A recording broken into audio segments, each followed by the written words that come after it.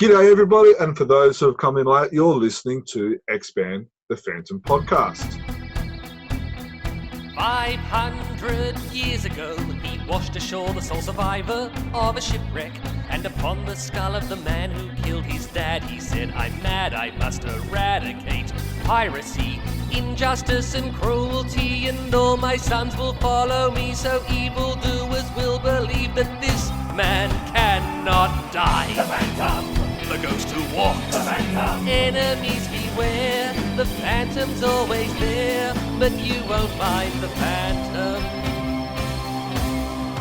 He finds you. My name is Jermaine, and we are the Expand the Phantom podcast from Chronicle Chamber. Our website is chroniclechamber.com, and you can contact us via our email, which is chroniclechamber@gmail.com. Today, I am joined by Stephen. How are you, Stephen? I'm good, Jermaine. And yourself? Yeah, I'm looking forward to tonight. My team's won the football, so it makes the weekend a little bit more bearable. Yeah, my team didn't. Tonight we're not joined by Dan. Dan, school holidays, and he's having some time off. But we've got Stephen, who's in lockdown. How are you enjoying lockdown again? No, I'm not quite in lockdown. Lockdown is about 100 kilometres away from me, down there at Melbourne, who can't get their stuff together. But here in Ballarat, we're still okay.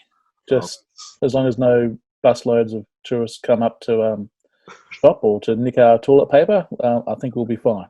That's good. That's good. So today, as you listen to this, we have a very special guest, Luca Erbetta, who is a brilliant cover artist who has been making a splash recently in the last few years for his cover work for Team Phantom and Frew, as well as some other Phantom work, which we will discuss as well.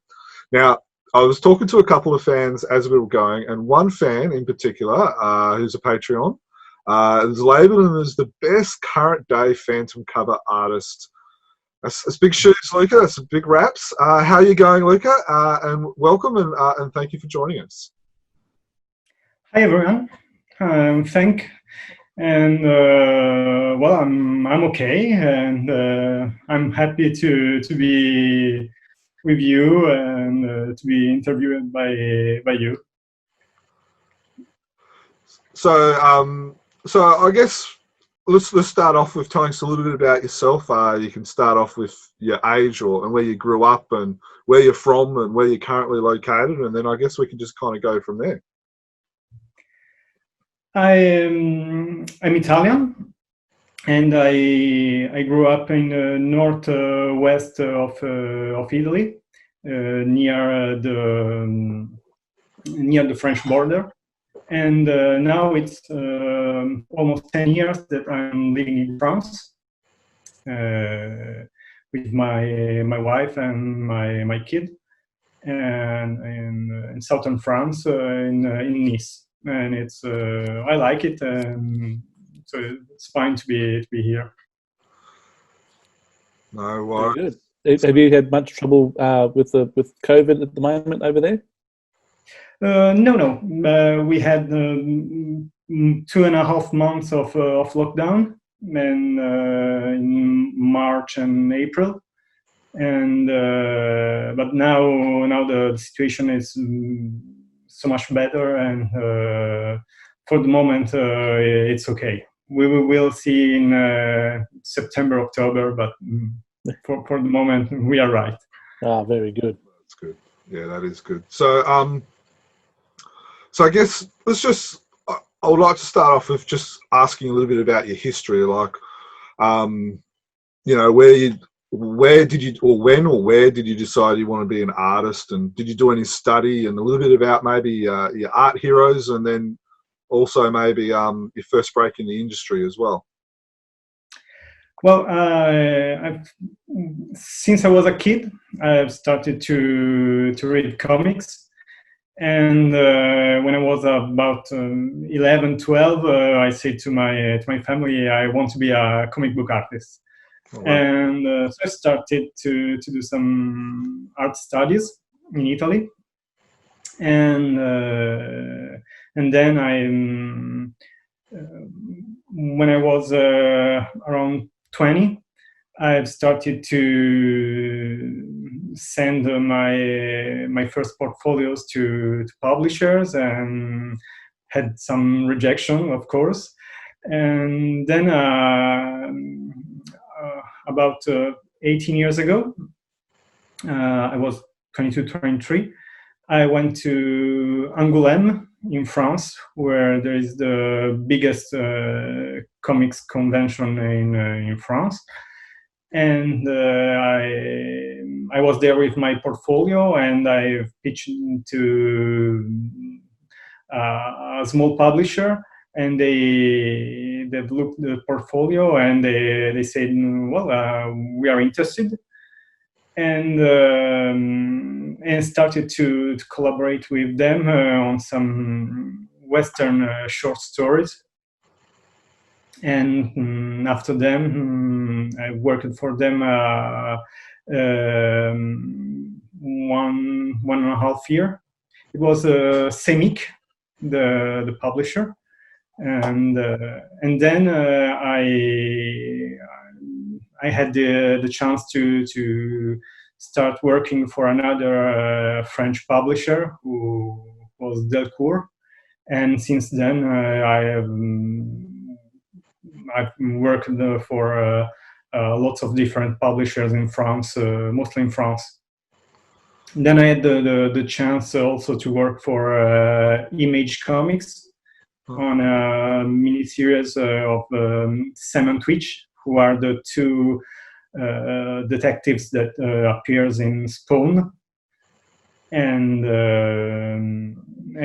then I've just kept doing work for different publishers in France and after in Europe. Awesome. So did you study art? Like, did you do any? Yes. Well, in Italy we have high school that where we can do art. It's a specific type of high school. So I went there, and we had the normal lessons like math and foreign language and history. But also we had a lot of drawings hours and different type of art-related lessons like sculpting and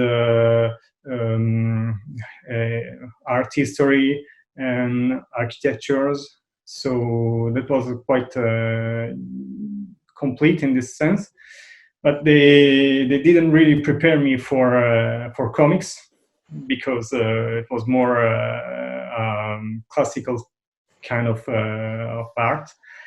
And but I've been trained for some things, and then I've started myself to do comics and looking for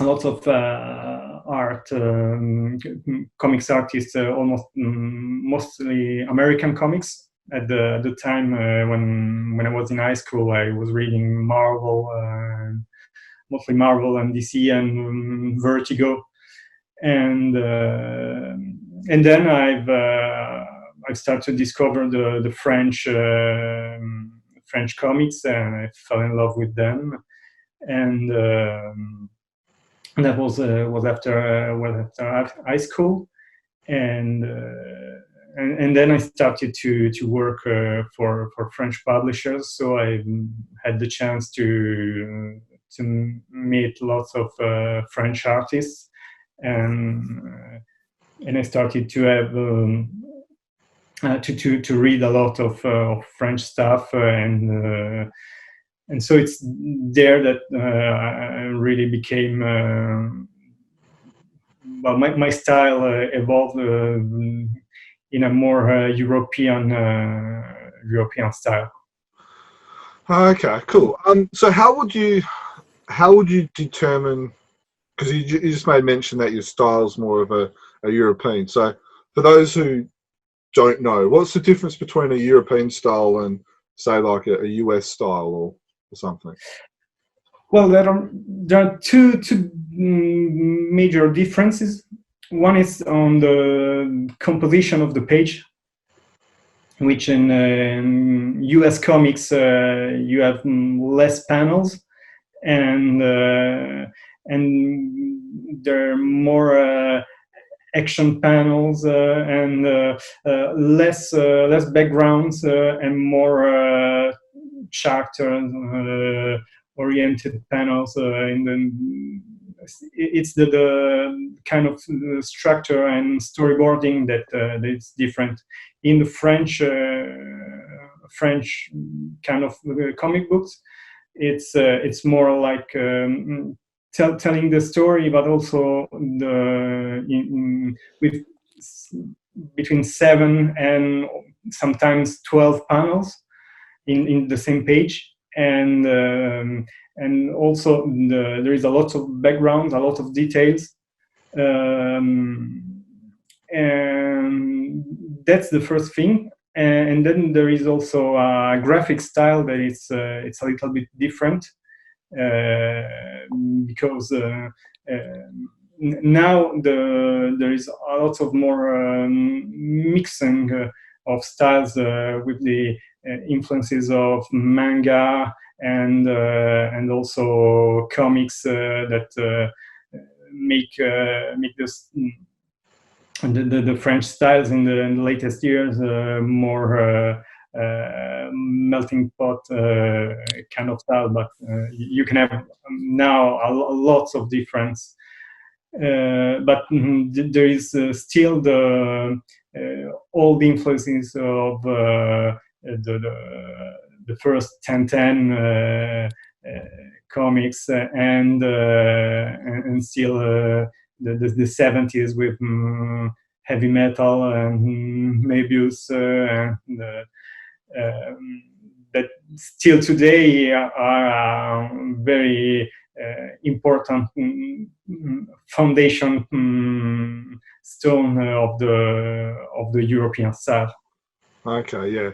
I don't know about you, Stephen, but my European influence of comics was probably mainly Asterix, Tintin, and Lucky Luke, and those type of comics. Oh, yeah, I read a lot of that. Yeah, I read a lot of Asterix when I was a kid.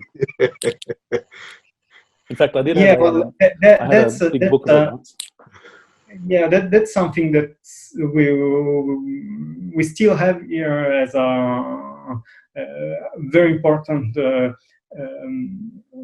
way of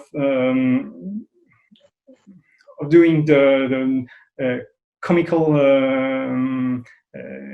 kind of comics. It's very different from for example, the Disney style. Yeah. So it was just interesting you explaining that to us. Now, do you have a preference in the way you draw, like in the medium? Because I've seen you do a bit of everything. I've seen you do some line art, which was the bushfire book picture that you did for us. I've seen a gouache or a gouache, which you've done one here, which was a commission. Watercolors and gouache. It's like between acrylics and watercolors. It's thick like acrylics, but it's water soluble. So you treat it more like watercolors. Yeah. And So is that what your preference would be? Well, it's depends. I like to experiment, and I like to do different kind of works. Love to work in line art and with ink, but with watercolors and gouache, I can paint more, and because I also like to work with colors, and it's something that I wasn't very able years ago, and I've learned, and I started to enjoy it really much. And that also why I started then to work with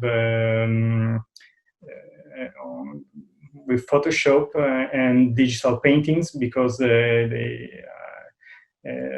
digital painting can allow me to achieve a very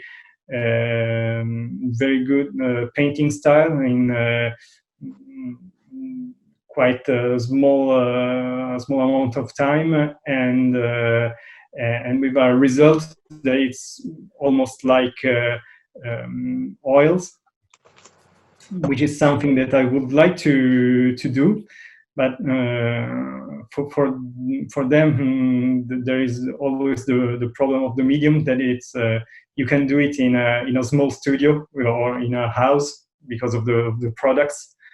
And so maybe when if I will have a studio, I will really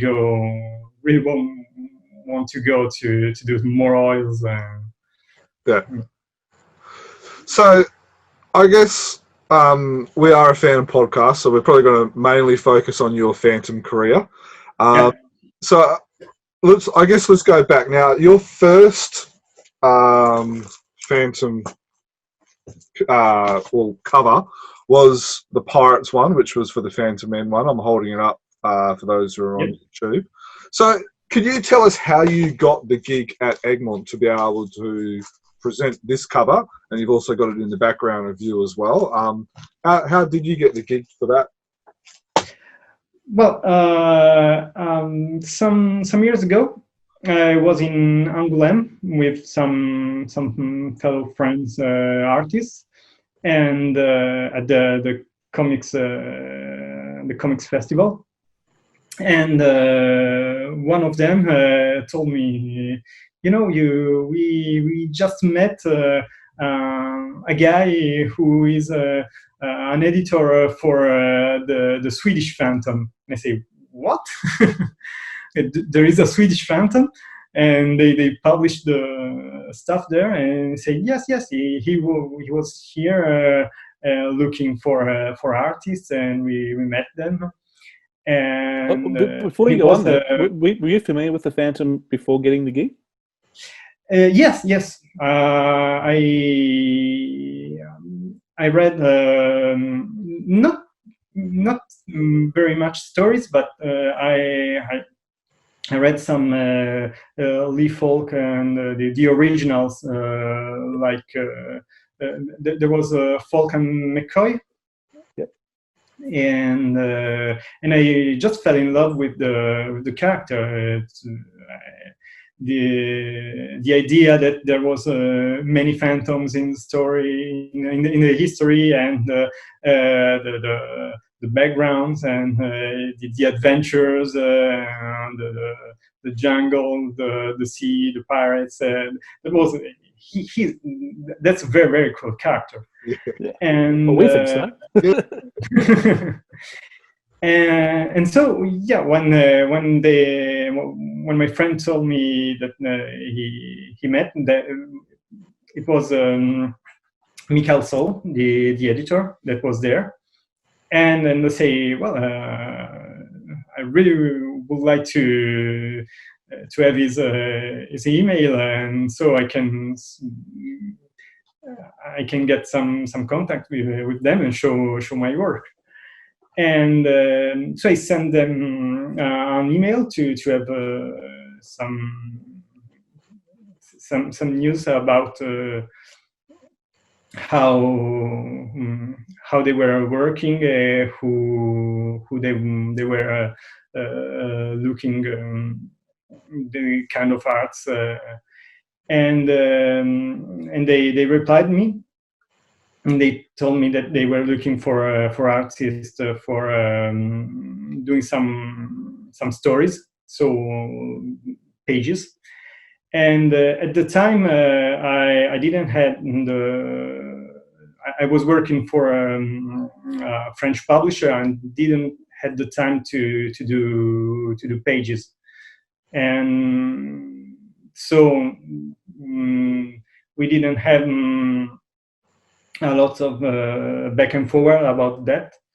And a couple of years later, I started to have the idea of doing illustrations, and I wanted to do maybe some covers. And I say, well, maybe they could be interested. And I contacted them. I showed them my portfolio. I did an illustration, a phantom illustration, and they say, cool. We have seen that you like pirates. You did some pirates. We are doing a phantom book about pirates. Will you be interested? And I say, yes, of course. And so they proposed me the cover, and I made some sketches, and they were approved, and that's how I started. Awesome. Cool. So was yeah, for me, the Pirates is an amazing cover. It's an amazing cover. I'm just checking out his work now. Yeah.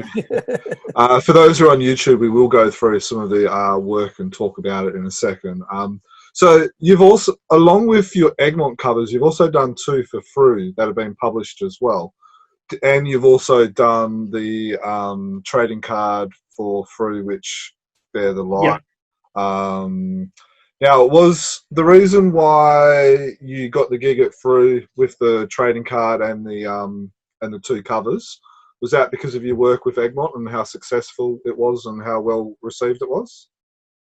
Well, that's also a very funny story, because I've started to post some of my covers on ArtStation, and Grange Wallace commented and said, oh, very cool, I love it. I just did phantom cover myself for Frew in Australia. And I said, well, there is an Australian publisher that is there ever does new covers. And so I've contacted them by Facebook. I showed them my work that I was doing for Egmont, and they say, yeah, we like it, and we could work together. And they've proposed me to do the cover of the Pit of Doom. So I've started to work with them on that one, and then that was the time that they were doing they were preparing the cards, and they have asked me if I had the time to do some colorings for the cards. Yes. And I said yes. And that was a very fun job to do, because I had the chance of working on some illustrations with of some of my favorite artists when I was a young boy. So working on illustration from Mike Manley and Paul Ryan, that was that was really good. That was amazing. Yeah. Mm-hmm. Yeah. I must admit, I forgot that you coloured some of those cards. So thank you for bringing that one back up. Yeah, and actually, then they asked me if I wanted to do a also a card, and I had that illustration that when published on the card. That was an illustration I did years ago when Moonstone was doing a contest for cover artists for the Phantom, and that was one illustration that that wasn't published for by them because it came like fourth or in the contest, and they were published like the first 2 or 3. Yeah. So and I had that one, and I said, well, there's still this one if you like it. I did just some corrections, but yeah, then that's the story of the card. Now, just having a closer look at it myself now. I also checked out the Mike Manley job as well that you've done as well. But I was unaware about the colouring that you've done. So yeah, give me a new appreciation of the cards. Yeah. Now, so the card one, that was the one that came fourth in the Moonstone competition. Yeah. Did they publish it? Because now you raise it, I don't know whether it's just my mind just saying I recognise it, but I recognise the image now. Yeah, it came out in the cards last year. Yeah. I think they've published it. They didn't publish it because, but it was on the web or something. On the web, yes, on the forum, the Moonstone forum, I think. Yeah. And it showed up. Yeah. Yeah. So I'm just flicking through the cards, and fans, if you're having a look at yourself, a lot of them on the back will say who they're coloured by, so you can actually go back and see which ones Luca has done. And yeah, it is great work. Well done. Good on you, Luca. Thanks.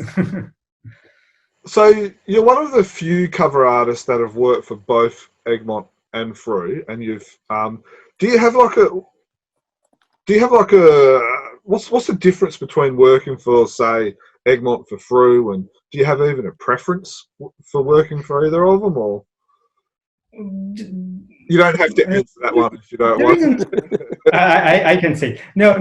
Really, there isn't a very big difference for me because both they just contact me when they need my work. So it's not like a regular kind of job that you already know that in that year you'll do 1, 2, or 5 covers, or it's like we need for this one. We need you. Are you be able to do it? Are you interested? And sometimes they this year, for example, for Egmont, they have asked me at the beginning of the year doing quite a lot of covers, and now I'm waiting to know if they need it for the end of the year or next year. And for Frew, it's the same. They just ask me, are you ready? Can you do it in this? You'll have this amount of time. We will need it until this date. Can you do it?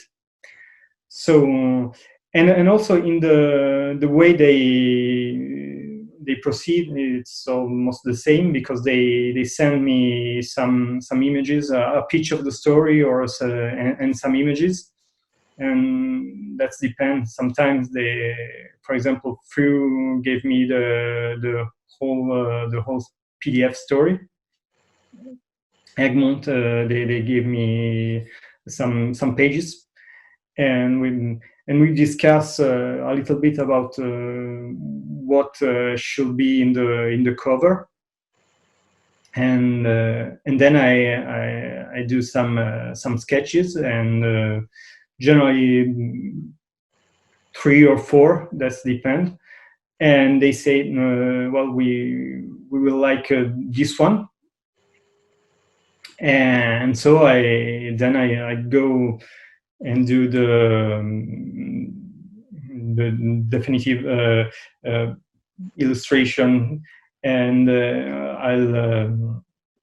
I'll propose sometimes a couple of differences in the coloring, because if I have 2 or 3 ideas about how it could be colored, what kind of atmosphere we could go on, and propose like 2 or 3 differences, and then they say me, we will love this one, and I finish the cover and do all the details, and that's more or less how we proceed. I think with the Frew covers, do you look at the what's come before with the Phantom covers at all, or do you just in case you don't want to do the same thing twice? For the first one, for the first one, I didn't. They actually, I didn't knew that the which Egmont story was. So, and I didn't do any research, and I was happy I didn't do it, because I wasn't influenced by the Egmont cover, which is a good cover.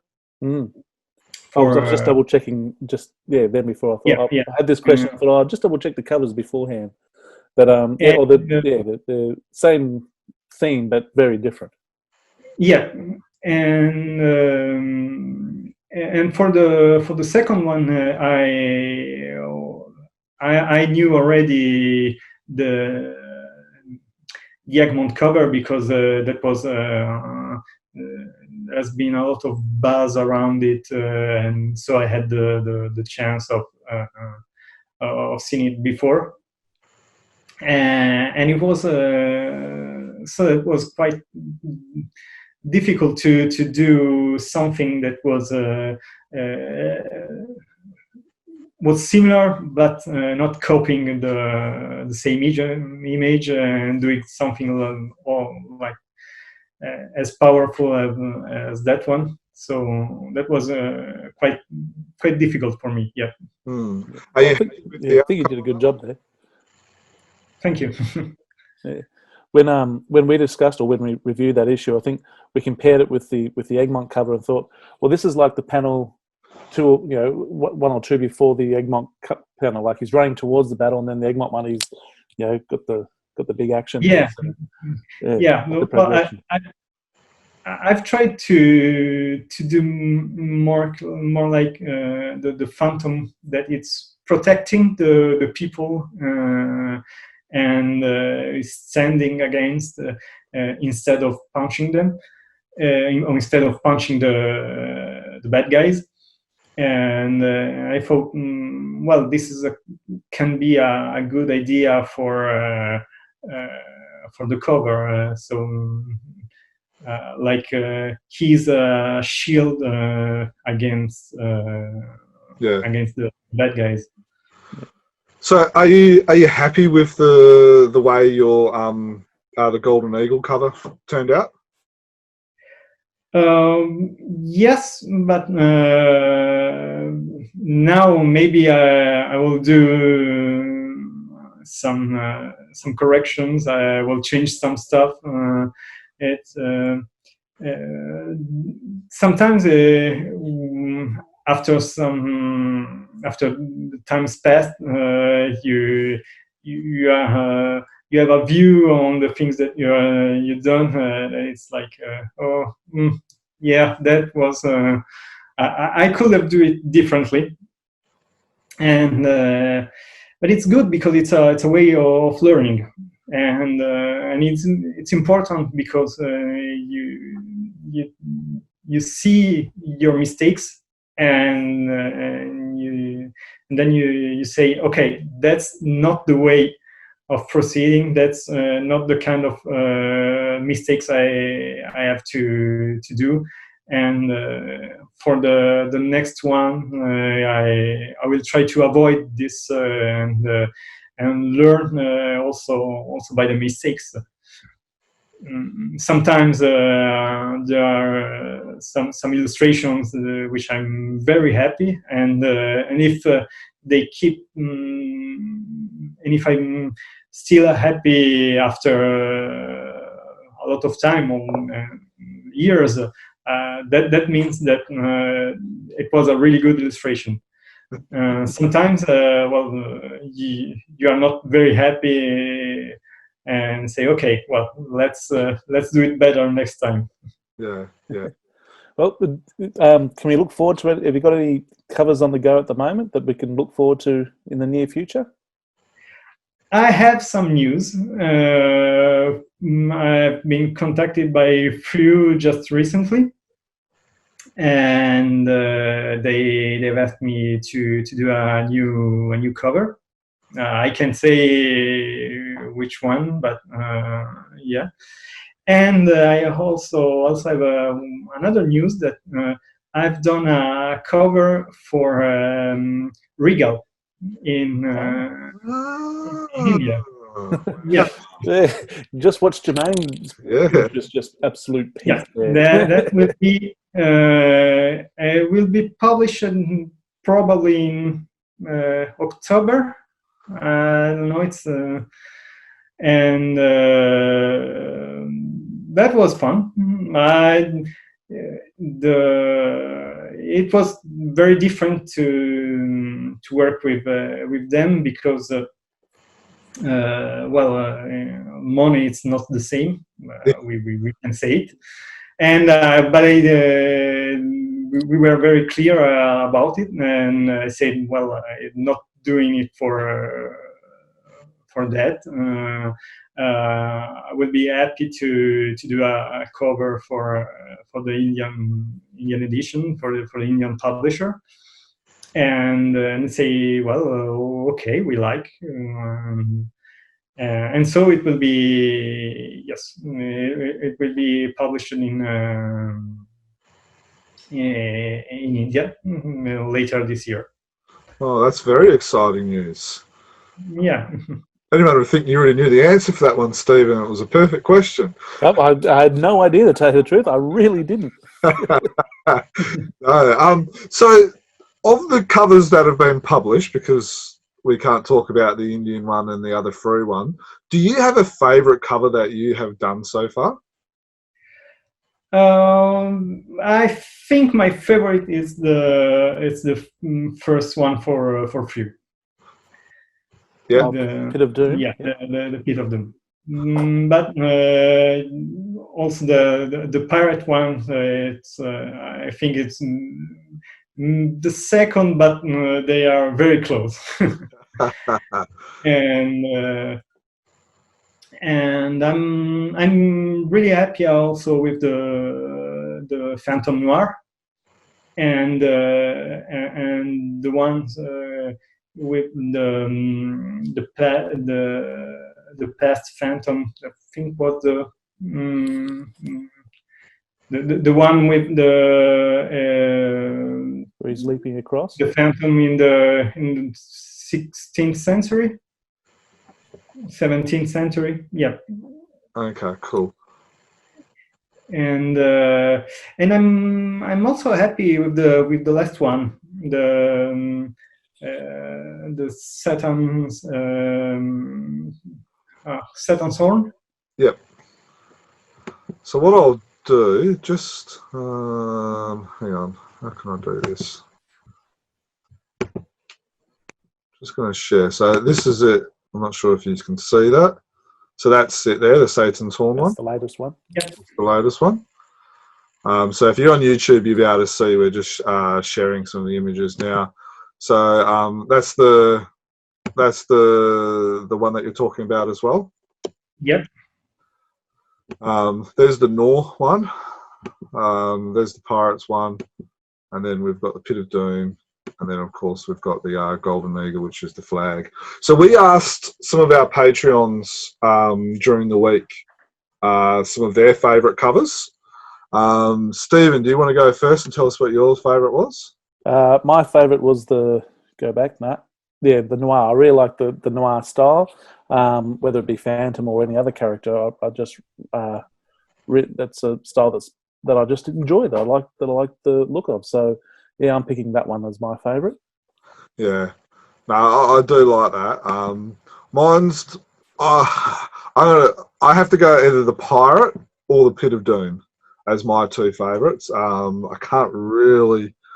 And it's kind of interesting. We asked maybe half a dozen people, and they all came back with either pretty much the Noir, the Pit of Doom, or the Pirate. So, and they're pretty much your favourites as well, Lucas. So it's it's interesting. So I'll just go through them. Duncan, who's everyone knows who Duncan is. His Pit of Doom. Also John Cookson. And I have to say nice things about John, because last time on a podcast I wasn't nice to him and I got pulled up on that one. So sorry, John. This is one of his. About John, how could you say something bad about John? And then we'll just go to the Pirate one. So for Stephen, Steve, another Steve. So this is Steve Siebert. This was one of his favourites, and also Mikkel Lick, who's one of our correspondents as well. This was they were their favourites, and then along with you, Stephen, Callum also liked the Noir as well. So yeah, there's a reason why I like Callum. Yeah, he's a good WA boy. So so I was just wondering, could we ask you about some other images that we've just got? So we'll just go through some of your Phantom Men covers. So there's this one as well. Yeah, that's my the second one that I did, and I'm not very happy about it. There are some mistakes in the composition that I did, and I'm not very happy about the Phantom look, and I think I could have do it better. Now I will do it totally different. And but as I said before, that was a very good learning about how not to do a cover.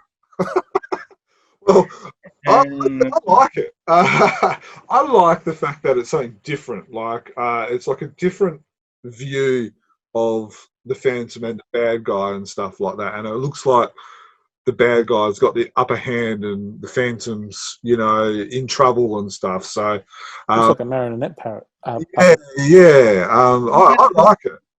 The idea of the cover came from some very old Marvel and DC covers from the 60s and the 70s, and where we saw the bad guy, the main the main villain that was grabbing the hero in his hand in a very symbolic way. And I wanted to do the same and have this idea of the villain who was menacing the Phantom, and but the composition it's not very good. And the colors don't work very much. And I think I should have, with the same idea and with a better composition, I could have do it a very much nicer job.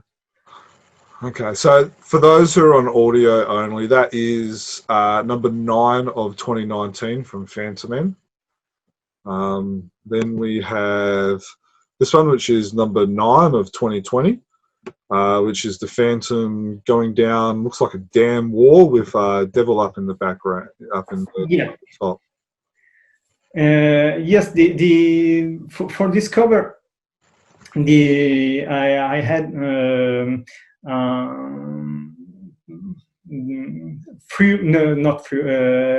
Egmont. The editor told me we have a story about the Phantom who is blowing up a dam, and so can you do a cover about this? And they gave me a couple of images, and I did some sketches, and one with the Phantom and Devil running from an explosion, and this one that is the Phantom that is going down with a rope and with the explosive in his hand. And they went for this one, and so I've worked on this image, and I've there also the other thing that it's in the story is the dome when he's going down with for placing the explosive, and so I had to try to do an illustration that can still be readable with the colors of the dome, and trying to have the lights as they should have been, and I think went okay. I think finally the result it's a good result. Hmm. It's really popping. It's really coming off the page. Yeah. Actually. Yeah, it's got that real like that 3D look, and the angle as well is what I really like, where it's like coming, like he's like landing on top of you. I like that. This one here I really like.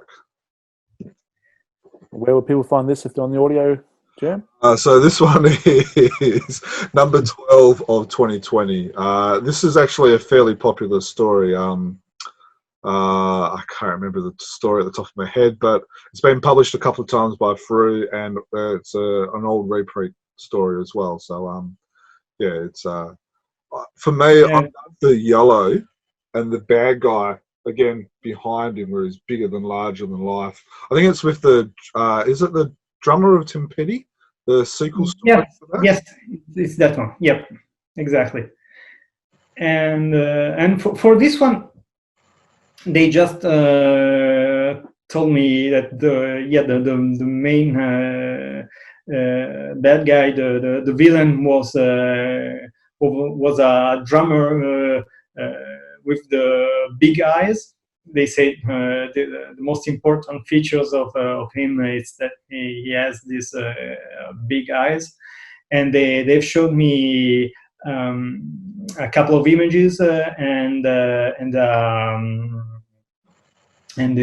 old cover, and And first, I tried to do a cover in the style like the next one, the number 13, the Saturn horns.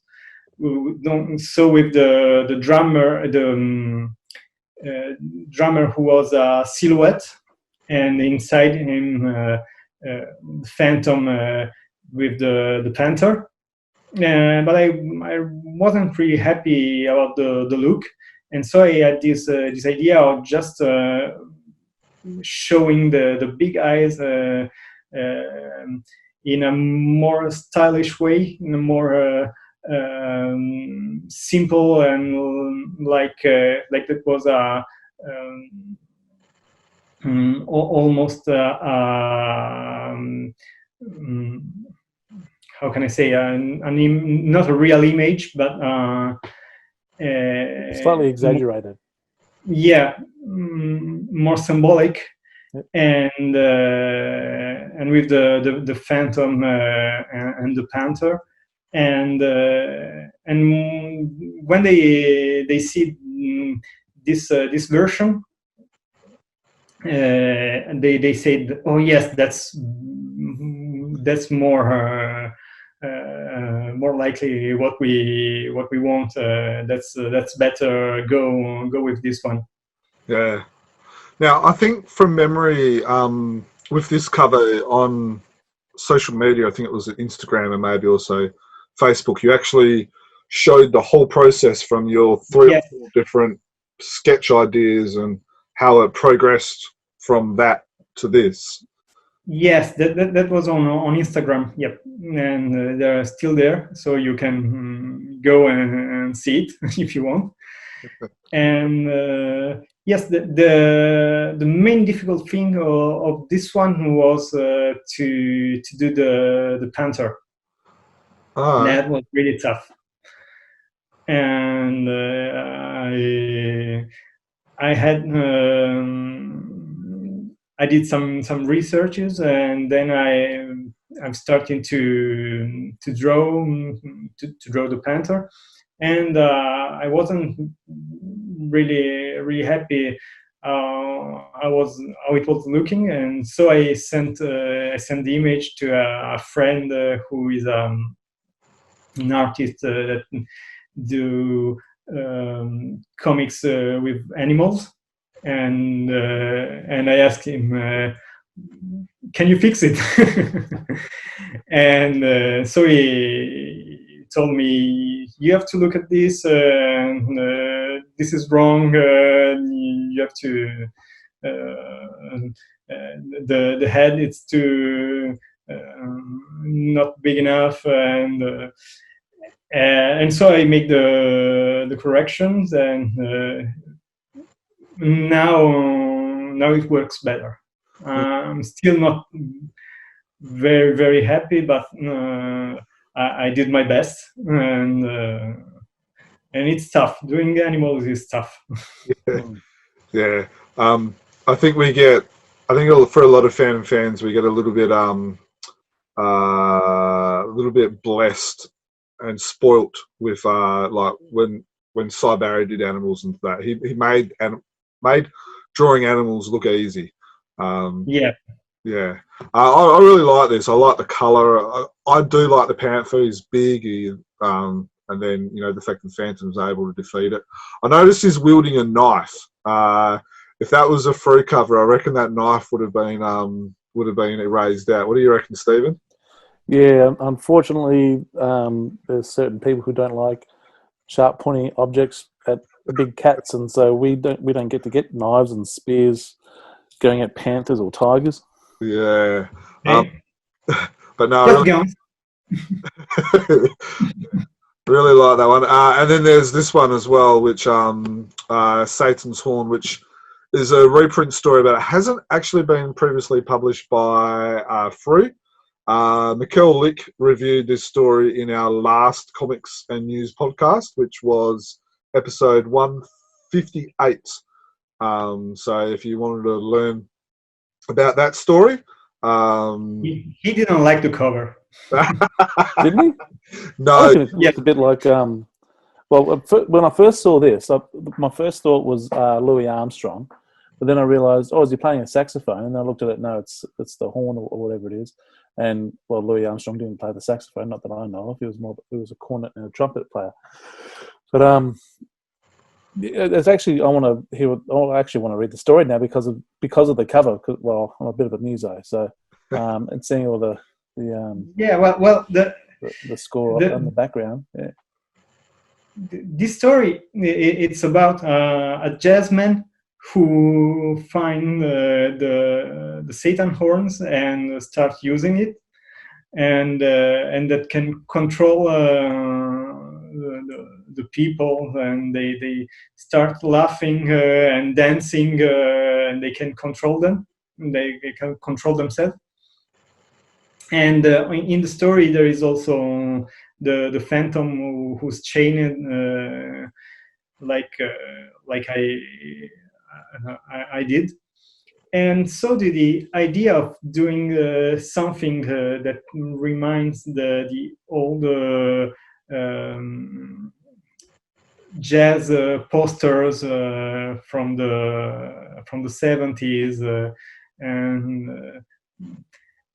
and the idea of doing a silhouette and the characters inside was very, very appealing. And I did a sketch, and they liked it, and so I said, oh well, okay, cool. And then I started to do the coloring, and at the beginning I was thinking to go with more greenish colors for the background,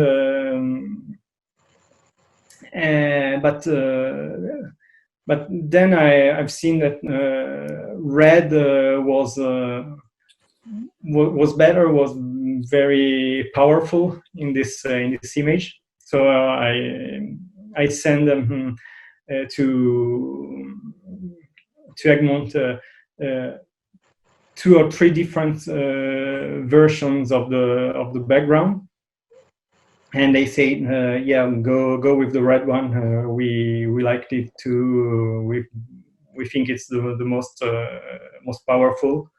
And yeah, I'm very happy with the result. I think it's a cover that can that it's quite powerful. That you can see it from the distance, and that can tell a lot of the story in a way that it's not just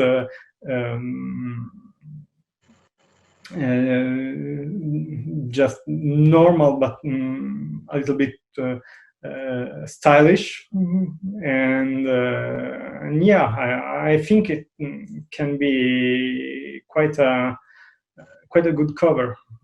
Yeah, I like how it's different, like with the black background. I've also noticed they've got the masthead. They've swapped the color out, so they've made it white instead of red, which it normally is, so it doesn't bleed into the horn and that. So yeah, it's very impactful. If you also don't agree with Mikel and think that it's a great cover, hit us up on social media. We're on Facebook, Instagram, and Twitter, and you can tell Mikel why you disagree with him as well. Why I think it's a good cover. Yeah. What was I going to say? So they're pretty much your free cover. Oh no, this one here. So we're going to go back into. Oh yeah.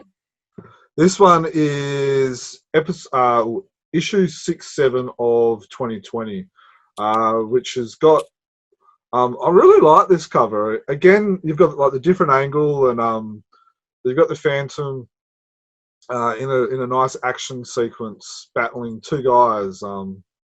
It's very striking, and I like it. Yeah, that was fun. I had the chance to do a more action scene, and I think because it's a phantom from the 17th century, and with the story, how it says in English, like. Adventures, stories, and with swords, and so the idea of doing a more Errol Flynn style of cover, that was that was a chance, and I took it and say, well, let's doing the Phantom like it was in a Errol Flynn movie, and so I had the idea of the Phantom kicking the guys, the bad guys, with while he's having a rope in the other hand, and the sword, and yes, it's for the composition was fun to work with a triangle composition with the two other guys, and yeah, I'm happy with the result. Yeah. No, I really like that one. I'm just going to stop the share so we can look back at everyone else. So thank you for going through those covers with us. If you're on social media, hit us up and let us know which ones you like, and let us know which one's your favourite, and stuff like that as well. I really appreciate you dissecting those covers for us, Luca. That was amazing, getting the thoughts behind the covers. Really enjoyed that.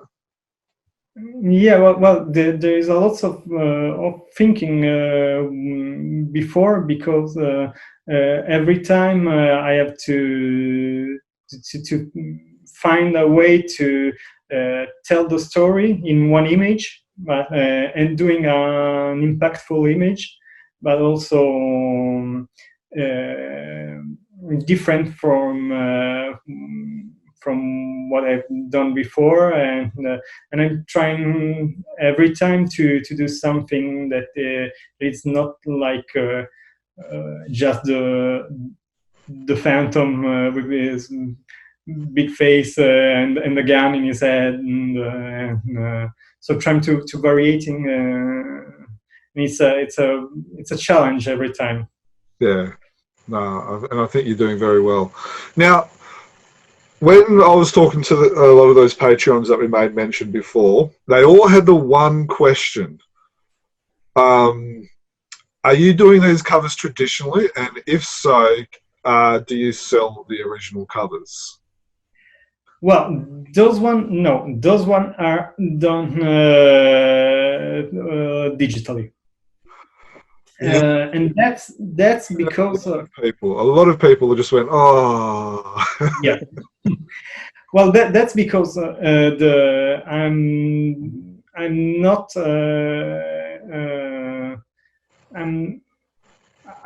haven't achieved the very good level with the traditional paintings, and that for the moment that I have with the digital painting. And the result, it's for me, it's not the same. It's not the same level. And the first thing, when you work for publishing, it's the final result on the published of the published image. So if something you can do it better in another way, I think it's more important when you work on for publishing to do it in the way that the published work looks at its best. Yeah. But I did the new cover for Regal. I went back to traditional, and I did line art work and digital coloring over the line art. So there is an original in black and white, and I'm thinking to trying to do something also for the new Frew cover, maybe in gouache or acrylics. I don't know. I will have to try and see if I'm happy with the result. But yeah, the idea of going of going traditional is there, and because I really love to work with colors and paintings, and I like the paper, and it's a real pleasure for me to work with traditional colors. If I'm happy with the final result, I think I'll go that way. Yeah. Now, I did scour your Instagram today. Now, I've got a picture. You don't have to answer or not, but is this sneak peek the cover for Regal? I can say.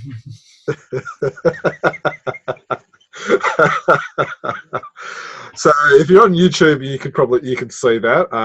It's a good chat. There's a good reason for you to go jump on YouTube. We can see what looks like. Let's be honest, which is I can in the corner, and then it looks like the Phantom running in the foreground. So yeah, so that Stephen, what do you reckon, mate? Do you reckon that might be a sneak peek of the cover for Regal? Well, it's a sneak peek of something Phantom related. Yeah. So while we're here, where was it? So this one here. So this, while we're talking about the other work not related to Frew or Egmont, this one, and Stephen showed us before, this was the entry that you did for the Chronicle Chamber Bushfire book. So first of all, let me say thank you for drawing it. It's an amazing image. Could I ask a little bit of information about this drawing and why you decided to go down this route for the Bushfire fundraiser appeal book? Well, the first thing that I have to say is that I'm happy to have been part of this. That was a very for a very good cause, and there are a lot of artists that participated, and I was happy to do something for this. And the idea is just that the dragon is representing, of course, the fire, and so the Phantom with his the first Phantom with his armor against the dragon was just a simple idea that came to me, and I say, well, that could be it. That could be the idea for the illustration. And so I just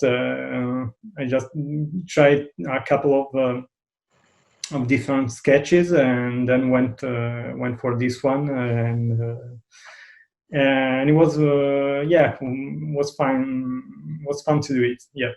And then so for those who have come in late, this was a traditional line art one, and then you sold it, which was part of the fundraiser deal, where the artist would also sell the art and then donate that to to charity as well, which I think all up with what everyone did, there was over $25,000 raised, which is a phenomenal effort. Yeah.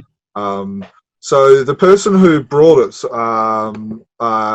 was wondering if you could do some colours, and this is what you ended up doing for Yes.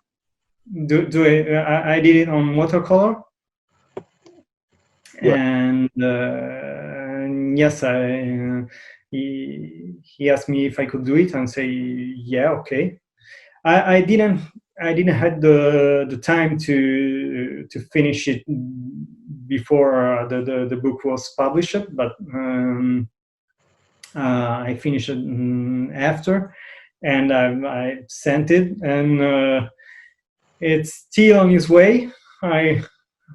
So I'm still crossing my fingers that he will be at his new home soon. And yeah, no, that's amazing. Just with yourself and everyone else who put in so much effort for that fundraiser.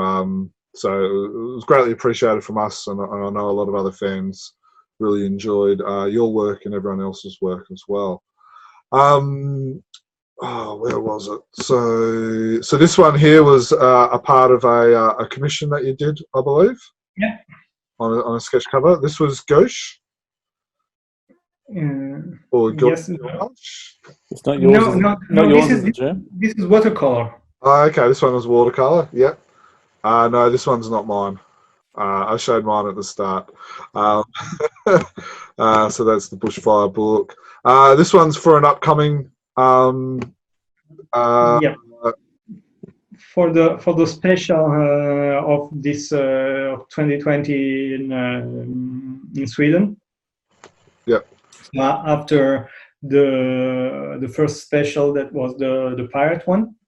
The second one last year was the noir, and this one is the for 2020 special, and it's for the 70th anniversary of the Swedish Phantom. Yeah. And so they asked me if I could do a reboot of the very first cover they published it, and was quite a challenge, because the drawing in that cover, it's the phantom punching someone that we don't see, so just see the phantom, but it's quite stiff in the original drawing, and it's not very natural in its movement, and so trying to do something that was more realistic in my style, but also that can be very very likely to the old cover was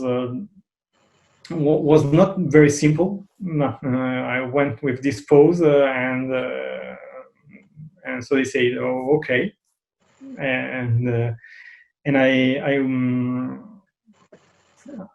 then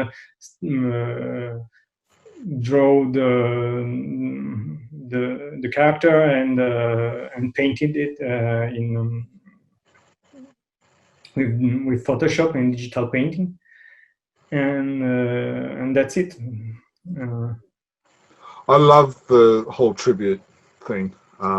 There is an article on Chronicle Chamber about it. It's at the Gothenburg. Normally, the book is normally released at the Gothenburg Fair.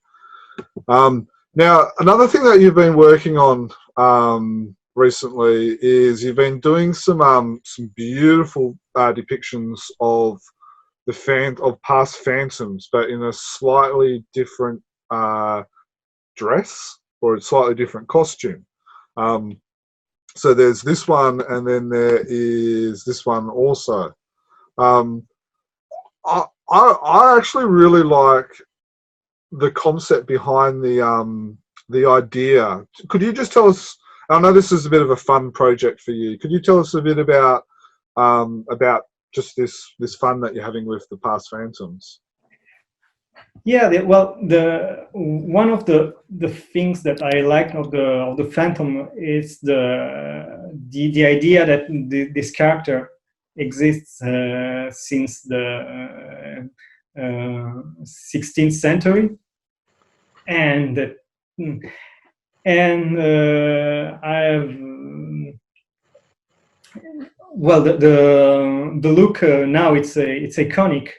But when I see the old Phantom in his costume, you can see that they are quite not in the mood of the time. How can I say and so I was thinking, hey, why don't you try to imagine the look of the Phantom of the past Phantom in a more historical way, and how it could have looked in those time where the fashion was totally different. And so I say I'm starting to doing some research on the old military dress, European military dresses, and so for each Phantom and in each period, I've tried to match the styles of that period, and the idea is to do. To keep the elements that we know on the Phantom costumes, so the mask and the stripes and the skulls, but in a different way and in more realistic way. And it's just a fun thing to do it and imagine how in another kind of world the Phantom could have looked in the different times. And Glenn from Frew also said me, oh, I really liked it, and so maybe in the future we could do something with you with the old Phantoms, and of course not like this, but the idea of working with the old Phantoms and maybe doing the costume with small touches of the different boots or different hats and this kind of thing that we can see in the stories already. It's it's fun. Yeah. Now it's fair to say you do like your period pieces. You've got your pirates, and then there's the I've noticed a lot of drawings look like they're from like the 1920s with the fashionable ladies and stuff. So I'm looking forward to seeing some more. You've just done the two so far. You've done this one and this one. Is that all you've done so far? Yeah, I finished those two. I'm starting some more, but I didn't have the time to work on them recently because other stuff went up, and it's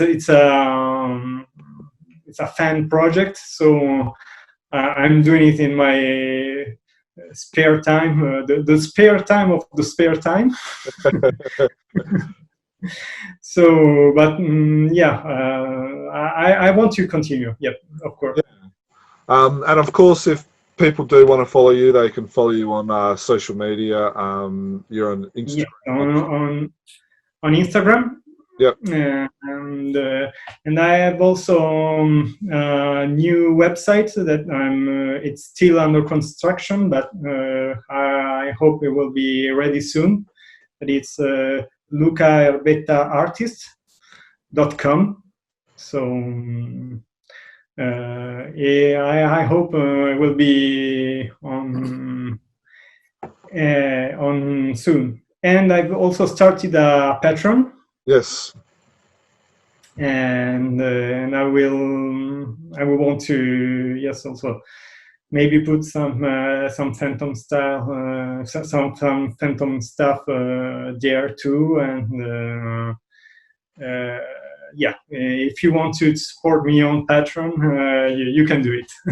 Yeah, and we'll provide links to your website, Thanks. Patreon, and also Instagram on the post with this on our YouTube, and also on the article as well. That's on our website. I also found this. Is it artstation.com as well? That was one of my topics. Yes, there is also ArtStation. Yeah.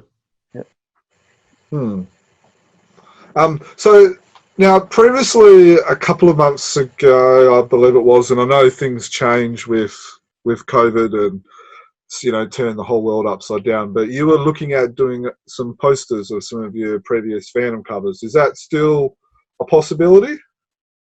Well, the problem with them is that I wanted to do it with the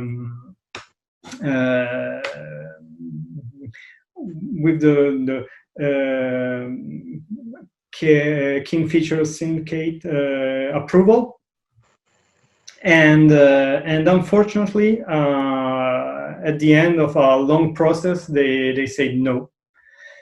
I don't know why exactly. They told me that there was possibly some legal issues, maybe because I wanted to do it internationally and not just for France. And because the problem is that the edition was too limited and not. And so maybe for an international agreement was not enough. I don't know. So unfortunately, they say no, and that's a real well. shame. I wanted to do it in a way to see if it could be possible in a way where everything was clear, and unfortunately, well, that wasn't possible. Yeah, that's a real bummer. Shame on you, Kingfishers. Shame on you. Yeah, I think that's an issue that has lots of artists, and the problem is that when you work with a big company and you don't own the rights of the character, even if you want to do it in a legal way and ask for permissions and pay what you have to pay for using the rights, it's too difficult, and they say no, and that's something that so sometimes some companies tolerate what the artists do, but that will be a really different thing if that they could start to allow the artist using their artwork and paying the rights. That's of course, yeah. But in a way that everyone could be happy, and unfortunately, for some issues that probably are because they think it's too expensive for them, or in terms of times dealing with all the artists, or I don't know. They just don't do it.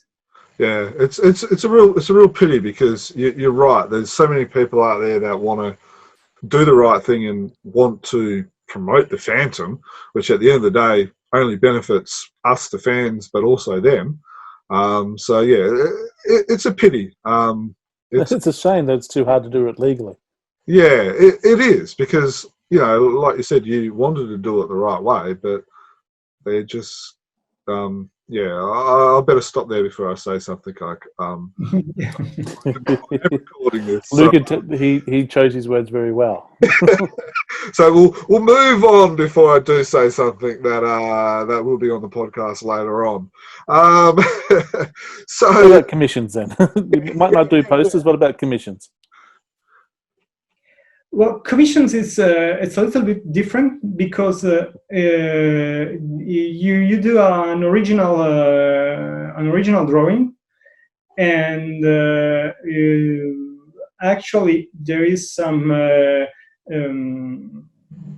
it's not it's a gray area, and you are allowed to do some original stuff, because it's just one image that it's not published. It's not there is not a copyright issue, because the copyright is that you don't have the right to do copies.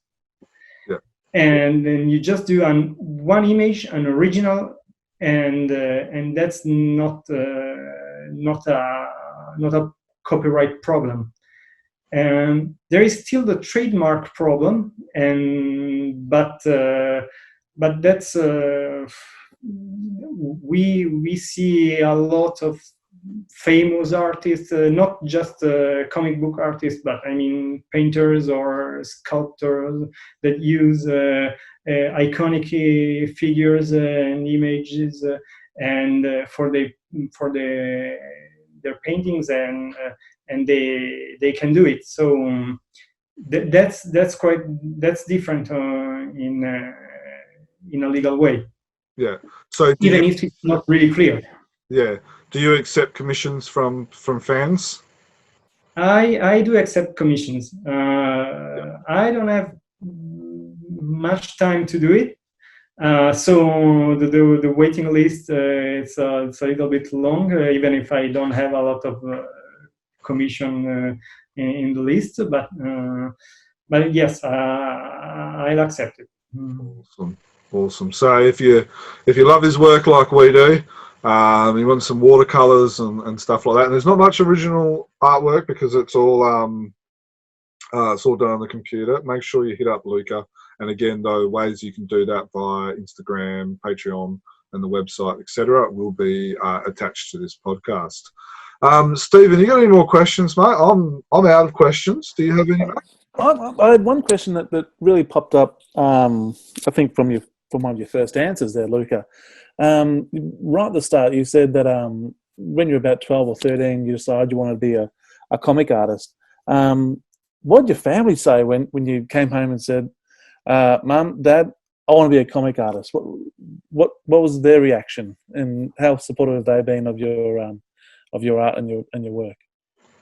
Yeah, well, the first reaction was, I think, was like, okay, well, you will have the time to see and maybe change your mind in the future, and it's something that kids do, but they were very supportive, really, and I had the chance of having an artist, a comic book artist, that was living not very far from my home, and I had his phone number, and I phoned him once to see if I could go there and meet him and show him my drawings, And so I went there once, and then the second time, my mother came with me to speak with him and see, is that a real job or what? And he was like, he was very, very supportive and very explaining everything to my mother, and so she went home with the idea that that could be a real career, and if I wanted to go and do art, that could be, it could have been possible. And so they found this high school that wasn't really close to my home, so I had to go and stay outside my home for the week, and I came back on the weekends for 5 years, and it was a school like normal high school. So with the idea that if at the end I didn't want to pursue the art career, I could have gone to the university and doing everything else. And but they've been supportive every time and helped me, and that was really, really important. That's great to hear. Yeah, no, that's good to hear. Luca, have you got anything that you felt like we might have missed, or anything you want to show us, or anything like that before we finish up? No, I think we are done. Yeah, everything more or less. Awesome. Well, I really enjoy you.